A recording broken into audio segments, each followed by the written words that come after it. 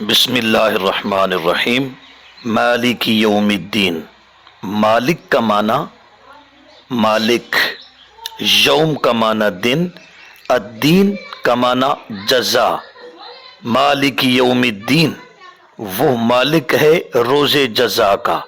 مالک ساری کائنات پر اللہ ہی کی فوق الاسباب مالکیت ہے، وہی حقیقی مالک ہے، شہنشاہ مطلق ہے، قادر مطلق ہے۔ یوم دن کو کہتے ہیں۔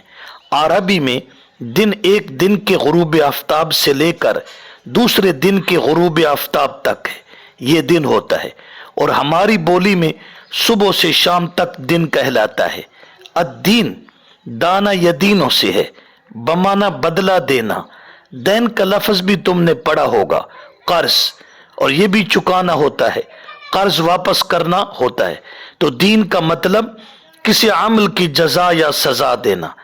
دین کا لفظ عربی میں جزا اور سزا دونوں میں استعمال ہوتا ہے، اور جزا و سزا عمل کی ہوتی ہے۔ دین اسلام، یہ دین کس چیز کا نام ہے؟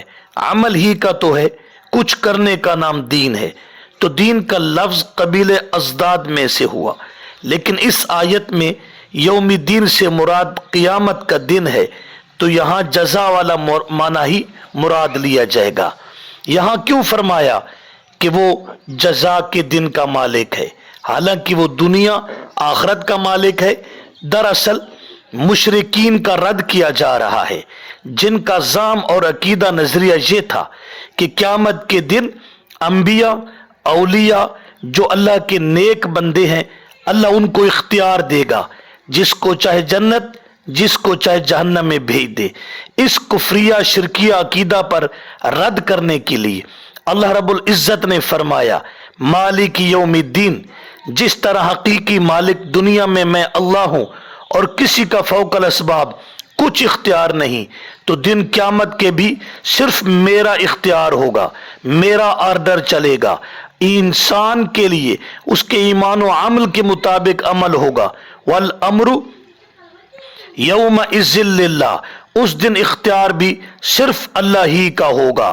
اللہ خود فرمائیں گے لمن الملک اليوم للہ الواحد القہار، کوئی مالک و مختار نہیں ہوگا۔ انبیاء کانپ رہے ہوں گے، اولیاء رو رہے ہوں گے، نفسی نفسی کا عالم ہوگا۔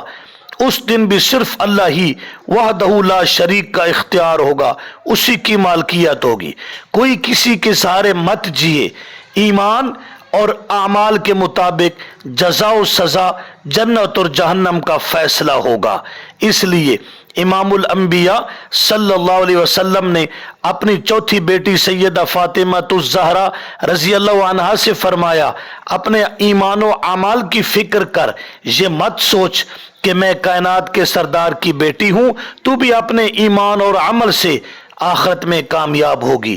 جب اللہ کے نبی کی بیٹی کا یہ حال ہے تو ہماری حیثیت کیا ہے؟ ہم کس کے سہارے پہ جی رہے ہیں؟ اس لیے وہاں ملک صرف اللہ کا ہوگا، اللہ ہی حقیقی وارث ہے دنیا آخرت کا۔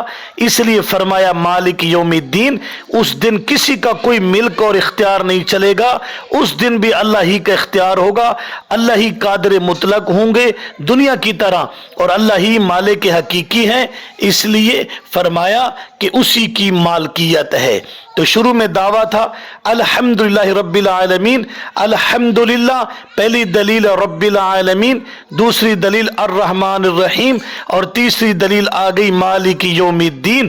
جب رب اللہ تو الحمدللہ، الرحمن الرحیم اللہ تو الحمدللہ، مالک یوم الدین اللہ تو الحمدللہ۔ یہ دلائل ہیں اس دعویٰ کے۔